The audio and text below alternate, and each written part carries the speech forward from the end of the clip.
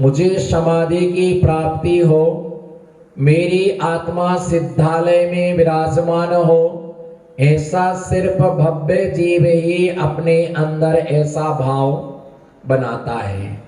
अभव्य के अंदर मुक्त होने का भाव कभी भी नहीं होता है।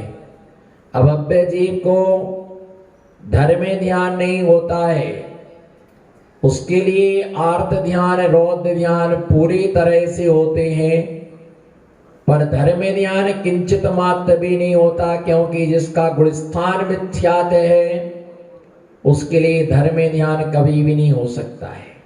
जिसे धर्म में ध्यान नहीं है उसी शुक्ल ध्यान कभी भी नहीं हो सकता है।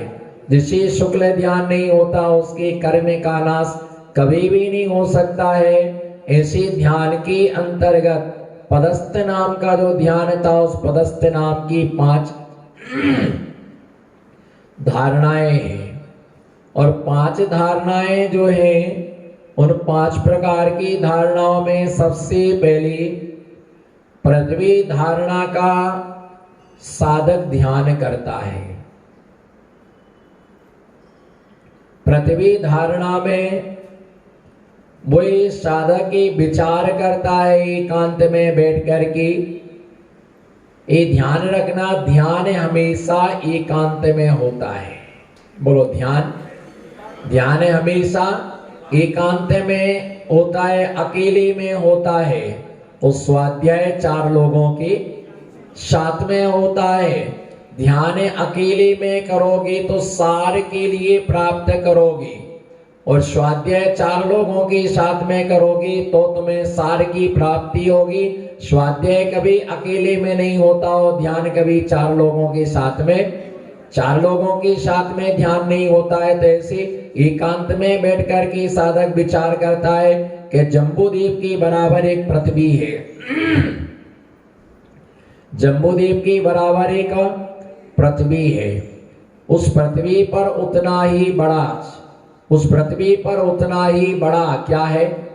बोलो, उस पृथ्वी पर उतना ही बड़ा एक समुद्र है।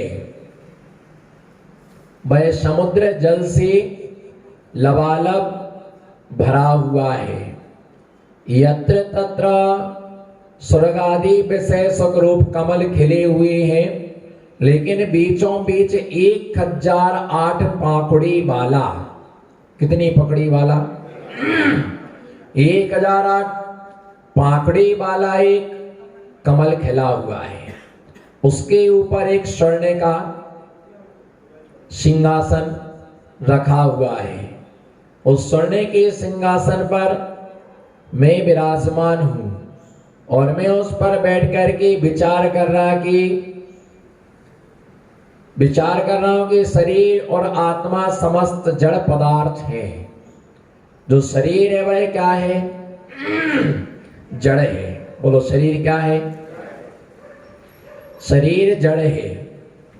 वस्त्र भी जड़ है। जड़ शब्द का अर्थ होता है अचेतन। जड़ माने क्या होता है?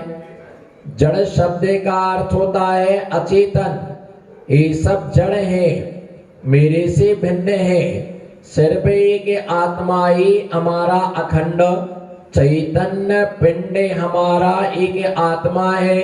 आत्मा के अलावा मेरा कोई दूसरा पदार्थ नहीं है। आत्मा के अलावा जो अन्य पदार्थों के लिए अपना मानता है, उससे बड़ा जगत में कोई दूसरा व्यक्ति अज्ञानी नहीं है। इसलिए मेरा आत्मा है और सारे जड़ पदार्थ हैं। आत्मा में दुख नहीं है। आत्मा जब पर्यायों के साथ से भ्रमण करता है तो आत्मा दुख को प्राप्त करता है। अपने को दूर, पर्यायों से अपने को दूर करना, शुद्ध बनाना, यही दुखों से छूटने का एकमात्र उपाय। वह साधक वहां पर स्वर्ण सिंहासन पर बाएं हाथ के ऊपर दायां हाथ रख करके अपनी आत्मा के विषय में विचार करता है कि जो मेरा आत्मा टंकोत्कीर्ण गायक स्वभावी परमानंद एक लोली भाव से युक्त है, उसे शुद्ध बनाने के लिए वो पुरुषार्थ करता है, प्रयत्न करता है। इसका नाम है पृथ्वी धारणा। कौन सी धारणा? बोलो, कौन सी धारणा? इसका नाम है पृथ्वी धारणा। दूसरे नंबर की जो धारणा है उस दूसरे नंबर की धारणा का नाम है अग्नि धारणा। जिस प्रकार से अग्नि में लकड़ी जल करके भस्म हो जाती है, कागज जल करके भस्म हो जाता है, अग्नि से स्वर्ण शुद्ध होता है। अगर किसी के लिए खरा बनना है तो उसे खरा का उल्टा क्या होगा? खरा का उल्टा राख और राख का उल्टा खरा। जिसके लिए खरा बनना है उसे तपना पड़ेगा। बोलो, जिसे खरा बनना है उसके लिए तपना पड़ेगा। बिना तपे कोई व्यक्ति खरा नहीं बन सकता है। उसके लिए खरे बनने के लिए तपना पड़ेगा। तो अग्नि के बिना पके, धूप के बिना कोई फल पकता नहीं है। इसी प्रकार से बिना तप के कोई भी कर्म क्या नहीं होता है? बिना तप के कोई भी कर्म नाश के लिए प्राप्त नहीं होता है। इसलिए अग्नि जो है, अग्नि का एक अग्नि धारणा। दूसरी धारणा का नाम क्या है? दूसरी धारणा का नाम क्या है? दूसरी धारणा का नाम है ना अग्नि धारणा है। तो ऐसे वह साधक क्या करता है? ध्यान करता है। क्या करता है? वह साधक दूसरी अग्नि धारणा का ध्यान करता है और वे विचार करता है अग्नि धारणा में कि जो हमारे अंदर अग्नि क्या हो गई है, अग्नि क्या हो रही लग रही है। और अग्नि जब क्या होती है, लगती है, तो वो अपने अंदर ध्यान करता है कि हमारे अंदर जो दो कमल हैं, एक हृदय कमल, दूसरे का नाम क्या है? नाभि कमल। कौन सा? एक हृदय कमल, दूसरे का नाम क्या है? नाभि कमल। तो इसमें क्या है कि जो हृदय कमल है वह 16 पाखड़ी वाला है। कितनी पाखड़ी वाला? हृदय कमल 16 पाखड़ी वाला है ना। और जो नाभि कमल है वह 16 पाखड़ी वाला है और हृदय कमल जो है वह 8 पाखड़ी वाला है। बोलो, कौन सा? हृदय कमल जो है वह 8 पाखड़ी वाला है और नाभि कमल जो है वह 16 पाखड़ी वाला। और किस तरह से? ऊपर वाले का मुख नीचे है और नीचे वाले का मुख ऊपर है। इस प्रकार से एक दूसरे की तरफ मुख करके हैं। तो नीचे जो नाभि कमल है उसमें नाल लगी हुई है। उस नाल में क्या है? अरिहम लिखा हुआ है। बाकी इन पर अक्षरों पर 16 पत्तों पर 16 स्वर आ, ई, उ, रे, ए, आई, ओ, औ, अम, आ इत्यादि जो 16 अक्षर हैं वह लिखे हुए हैं। और अरहम जो है तो उष्ण अक्षर होता है। रा क्या है? रा उष्ण अक्षर है। और ऐसे उष्ण अक्षर से धीरे से क्या एक अग्नि प्रज्वलित होती है और धीरे धीरे वो अग्नि क्या होती है? व्याप्त होती है। जैसे नाभि के पास से अग्नि उठती है और वह अग्नि लग जाती है और हम देख रहे हैं कि धीरे धीरे उस कमल के लिए जला रही है। और ऊपर जो कमल हृदय कमल है, उस हृदय कमल में 8 पाखड़ियां हैं। उस 8 पाखड़ी पर ज्ञानावर्णी, दर्शनावर्णी, वेदिनी, मोहिनी, आयु, नाम, गोत्र, अंतराय, ये 8 कर्म उसके ऊपर है। और धीरे धीरे क्या आग पकड़ रही है और धीरे धीरे वो क्या है? पूरे शरीर में औदारिक शरीर क्या हो रहा है? जल रहा है। ऐसे धीरे धीरे कर्म में वो साधक चिंतन करता है कि कर्म रूपी बन क्या हो रहा है? ध्वस्त हो रहा है। जैसे सूखे जंगल में आपस में बांस की रगड़न से, किसकी रगड़न से? बांस के रगड़न से सूखे पत्ते में आग लग जाती है। इसी प्रकार से क्या जो हमारा आत्मा है, ऐसे ध्यान और आत्मा के सहयोग से वह क्या है? ज्ञान और ध्यान की रगड़न से, वो लोग किसकी? ज्ञान और ध्यान की रगड़न से एक आग उत्पन्न हुई है। मुझे पता ही नहीं चल रहा, वो साधक भेद विज्ञान में लगा। शरीर अलग और आत्मा क्या है? अलग है। बाहर क्या हो रहा? औदारिक शरीर चल रहा है और पूरे शरीर में आग क्या हो जाती है? फैल जाती। और एक एक कर्म में क्या हो रहा है? ज्ञानावर्णी जल रहा है, दर्शनावर्णी, वेदिनी, मोहिनी, आयु, नाम कर्म रूपी ईंधन को भस्म कर कमल से निकली अग्नि। अब नो कर्म, जो नो कर्म में 3 शरीर और 6 पर्याप्तियां हैं। तो मनुष्य का औदारिक शरीर होता है। औदारिक शरीर, तेजस और कार्बन, ये 3 शरीर और 6 पर्याप्तियां हैं। इन 3 शरीर 6 पर्याप्तियों से 9 कर्म के लिए, 9 कर्म माने किंचित कर्म। 9 माने क्या होता है? नो माने किंचित कर्म, उन कर्मे के लिए वह जलाने के लिए मस्तक तक अग्नि त्रिकोणे, है ना, त्रिकोणे रूप से अग्नि कहां तक पहुंच चुकी है, मस्तक तक पहुंच चुकी है, पूर्ण शरीर में व्याप्त हो चुकी है। इस प्रकार साधक विचार करे, ललाट दोनों जंघाओं पर ओम से अग्नि प्रज्वलित हो रही है, ऐसा विचार करे, अथवा हृदय कमल की कर्णिका से अग्नि प्रज्वलित होकर के हृदय कमल पर स्थित, है ना, आठों कर्मों को जला रहा है, ऐसा साधक विचार करता है कि वो कर्म में क्या हो रहा है, जल रहा। जैसे हम कहीं पर, है ना, बाह्य चक्षुओं से, किससे, जैसे हम कहीं बाह्य चक्षु से महल को जलते देखा, हनुमान जी ने लंका को जलाया। किसने? हनुमान जी ने लंका के लिए जलाया। और कौरवों ने क्या किया? कौरवों ने लाख के महल में पांडवों को ठहरा करके जलाया। अरे भैया, ये ध्यान रख करके चलना, कपड़े को जलाने वाला सूर्य नहीं है, बोलो सूर्यवीर नहीं है वे साहब जी। कपड़े को जलाने वाला शूर नहीं है, लकड़ी को जलाने वाला वीर नहीं है, कागज को जलाने वाला, बोलो ना, कागज को जलाने वाला शूर नहीं है, लकड़ी को जलाने वाला वीर नहीं है, कचड़े को जलाने वाला सुभट नहीं है, कचड़े को जलाने वाला सुभट नहीं है, और किसी लकड़ियों को जलाने वाला पहलवान नहीं है। अरे कर्म को जलाने वाला महावीर होता है, जो कर्म के लिए जलाता। कचड़े को कई बार जलाया, है ना, कागज को कई बार जलाया, कितना कितना सब जलाते ही रहते हैं। दुनिया भर का दीपावली के समय देखना, लोग कितना कचरा जलाते हैं, जहाँ इकट्ठा हुआ आग लगा दी, जहाँ इकट्ठा हुआ कचरे को जलते देखा, लेकिन कर्म को जला करके देखा, और कर्म को जलाने वाला वीर होता है। ऐसे वह साधक विचार करता है कि सब क्या हो रहा है, नष्ट हो रहा है। साधक विचार, हृदय कमल की कर्णिका से अग्नि प्रज्वलित हुई थी और सारे कर्म जला रहे। आकाश में काली माँ का धुआं हो रहा है। देखो आंखें बंद करके, क्या धुआं क्या है, धू धू धू धू करके धुआं उड़ रहा है। चारों ओर अग्नि की ज्वालाएं, है ना, तिलंगे निकल रही है ना, लपटें ऊपर की ओर जा रही है। सब तरफ अग्नि क्या हो रही, फैल रही है। कुछ भी देर में सब कर्म जल जाएंगे, मात्र शुद्ध आत्मा रह जाएगी। जब मेरा स्वभाव शांत स्थिर बैठे रहे, और वह साधक अग्नि धारणा में बिल्कुल शांत बैठता है, और शरीर भी अब साधक विचार कर रहा है कि कमल से अद्भुत ध्यान अग्नि ने कर्म नो कर्म को जला दिया, शरीर आदि को भस्म कर राख कर दिया है। अब आत्मा शरीर रूपी भस्म से, है ना, छुपा हुआ है।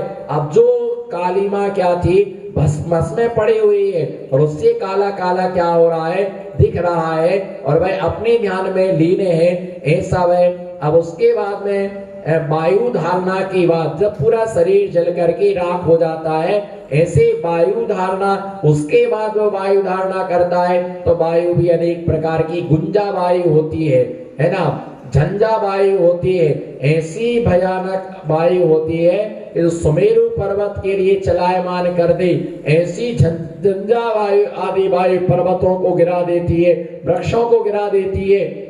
ऐसे ध्यान में स्थित भय साधक, बोलो ध्यान में, बोलो ध्यान में स्थित भय साधक, ध्यान मग्न ज्ञानी आत्मा विचार करे कि वायु का वेग चल रहा है। बोलो वायु का वेग, वायु का वेग चला, शरीर को भस्म, है ना, जो भस्म था, जो भस्म था, जो भस्म था, उस भस्म के लिए क्या कर रहा है, उड़ा रहा है। भस्म के लिए, उस भस्म के लिए उड़ा रहा है। ऐसे जो भस्म है, उस भस्म के लिए वायु का क्या कर रहा है कि वायु का उस भस्म के लिए उड़ाता जा रहा है। और वो काली काली, है ना, धुआं, वो काला काला जो राख है, जो क्या है, काली काली जो क्या है, राख है, वो राख उड़ रही है। ऐसे आत्मा कुछ न्यून शरीर प्रमाण आकार को लिए आत्मा प्रदेश शांत भाव से विराजमान है। क्या दिया कि किंचित न्यून शरीर, जब हम किसी भी जीव को मोक्ष होता है, बोलो जब किसी भी जीव को, बोलो जब किसी भी जीव को मोक्ष होता है, और उस समय मालूम क्या होता है कि किंचित न्यून सिद्ध पर्याया, जो हमारा शरीर है, बोलो जो हमारा, उससे कुछ न्यून हो जाता है। निकम्मा अट्ठ गुणा, किंचुणा चरम देदो सिद्धा लोय गठ दड़चा उपाद वे संजुत्ता। आचार्य भगवान कह रहे हैं कि जब ये जीव मुक्त होता है तो किंचित न्यून सिद्ध पर्याय, ये जीव किंचित न्यून सिद्ध पर्याय के लिए प्राप्त होता है। तो अपने शरीर से उसका सिद्धों का शरीर कुछ कम हो जाता है। कारण क्या है कि जब मोक्ष होता है तो जो हमारा पेट फूला है वो ठोस हो जाता है, मुंह फूला है वो ठोस हो जाता है, मस्तक फूला है वो ठोस हो जाता है, आत्मा के प्रदेश बिल्कुल क्या हो जाते हैं, सघन हो जाते हैं। तो इस शरीर से किंचित न्यून सिद्ध पर्याय, कौन सी पर्याय, किंचित न्यून सिद्ध पर्याय, वायु के द्वारा सारी राख क्या हो गई है, उड़ गई है और वो अपने को नित्य निरंजनमय एहसास करता है। उसके बाद में क्या होती, जल धारणा क्या होती है, पानी की वर्षा होती है। यानी जीव विचार करता है कि कर्म और शरीर की राख को वायु ने उड़ा दिया। क्या, शरीर और कर्म की वायु राख के लिए वायु ने उड़ा दिया है। तो कुछ कालिमा रह गई, जिसने घनघोर मूसला है ना, कुछ वायु के द्वारा उड़ गई, लेकिन अभी कुछ बकाया है। तो उसने मालूम क्या किया है, किसके द्वारा, जल के द्वारा। रिमझिम रिमझिम रिमझिम जल की वर्षा होती है। और जब रिमझिम रिमझिम जल की वर्षा होती है, ऐसे समय कुछ कालिमा रहे थी भाई, मूसलाधार। कौन सी धार, बोलो भाई कौन सी धार, जानते हो मूसलाधार? बस न तुम धार जानते ही ना, नदी की धार जानते हो ना, मूसलाधार जानते हो, सिर्फ इंदौर वाले जिला धार जानते हैं, बस जानते ही नहीं धार की धार क्या होती है। अरे भैया धार मूसलाधार, बोलो जी मूसला, मूसलाधार। मूसलाधार का मतलब होता है, मूसलाधार का मतलब होता है कि पानी रुकता ही नहीं है। बोलो मूसलाधार का मतलब क्या होता है, मूसलाधार का मतलब होता है पानी रुकता ही नहीं है। पानी क्या नहीं होता है, पानी रुकता ही नहीं है, बरसता रहता बरसता रहता बरसता रहता है। और पहले 15-15 दिन तक उरिया लगती थी, उरिया, उरिया का मतलब कि पानी थमता ही नहीं था। तो ऐसे जो क्या है कि मूसलाधार पानी गिरता है तो सब कालिमा धुल गई। घन घोर मूसलाधार पानी की वर्षा से धो करके स्वच्छ कर दिया, जिससे अब मैं शांत चित्त चिदानंदमय में हो गया हूँ। कैसा हो गया हूँ, जल से धुलने के बाद है ना, शुद्ध चिदानंदमय है ना मैं हो गया हूँ। ऐसा वह विचार करता है, ऐसा वह चिंतन करता है साधक। उसके बाद में उस जल धारणा की तदुपरांत तत्व रूपावती धारणा के लिए ध्यान करता है। और तत्व रूपावती में ध्यान में करता है, साधक विचार करता है कि समस्त कर्म नो कर्म द्रव्य और भाव कर्मों को रागपूर्ण धुलने से एक शुद्ध स्फटिक मणि के समान टंकोत्कीर्ण गायक स्वभाव परमानंद एक लोली भाव से रह गया। उनमें मेरी स्वरूप स्वच्छ कांच की सदृश ज्योतिर्मय, बस अब मैं ही हूं, अन्य कोई दूसरा, बोलो बस मैं ही हूं, बोलो बस मैं ही हूं, दूसरा कोई भी नहीं है। 4 लोगों के साथ में कमरे में रहना, देखो कितनी अशांति होती, उस स्वयं अकेले कमरे में रहना कितनी कितनी शांति रहती है। अब मैं ही हूं, बोलो अब मैं ही हूं, कोई दूसरा नहीं है, मैं निराकार हो गया हूं, बोलो मैं निराकार हो गया हूं। मैं कर्म के भार से रहित हो गया हूं, मैं कर्म के बोझ से रहित हो गया हूं। ऐसा वह साधक तत्व का चिंतन करता है, मनन करता है और अपने आप के लिए सिद्धों के समान कर्मोपाधि निरपेक्ष शुद्ध दिव्यार्थ नया यथा संसारी जीव है, सिद्ध साधक शुद्ध आत्मा जो संसारी जीव है, तो शुद्ध दिव्यार्थिक नय की अपेक्षा से ये संसारी जीव सिद्धों के समान है। किसके समान है, सिद्धों के समान, इसके लिए कहा गया। तो ऐसे 5 धारणाओं को धारता है कौन, ध्यानी पुरुष। मेडिटेशन, क्या मेडिटेशन, लेकिन क्या करें, तुम लोगों की आदत ही खराब है। तुम्हें मेडिटेशन में जीने की आदत है और मुझे मेडिटेशन में जीने की आदत है। तुम्हें कुछ होता है तो मेडिसिन लेने जाते हो, डॉक्टर का ध्यान लगाते हो, और हमें कुछ होता है तो हम परमात्मा का अपना अपना संबंध है, बोलो ना, अपना अपना अपने अपने अपना अपना फैमिली डॉक्टर, बोलो अपना अपना, बोलते ना फैमिली डॉक्टर, भैया हमारे तो यही डॉक्टर की दवाई फाइनल कर ना फायदा करती है, तो जो है उसके लिए फैमिली डॉक्टर, वो परमात्मा आपका फैमिली डॉक्टर है। अपने अपने को है, सबको ही सोचता है, भगवान को याद करते हैं, वो अंत में जाकर के हम डॉक्टर को याद करें ना करें, पर तुम परमात्मा को याद जरूर, परमात्मा को याद किए बिना किसी का कल्याण होने वाला। यहाँ की दुकान भी चलाते हो, दुकान भी खोलते हो, हे भगवान, बोलो हे भगवान, पहली अगरबत्ती आपको, और लक्ष्मी जी की फोटो तो इतनी बड़ी दुकान पर लगा के रखी, 5.5 फुट की। ऐसा कोई भी बढ़िया नहीं होगा जिसकी दुकान पर लक्ष्मी जी की फोटो नहीं लगी, भली महावीर स्वामी की इतनी सी हो, ये तो अपने घर के भगवान है। क्या ये तो अपने घर के भगवान है, कोई बात नहीं, इनकी तो अपने पर कृपा है ही, पर लक्ष्मी जी की बड़ी फोटो लगाओ और रोज 1.5 हाथ वाली अगरबत्ती लगाओ, अच्छी वाली, और महावीर स्वामी को छोटी वाली, कल का डंठल बचा तो वही लगा दो आज। अपने घर के ना कोई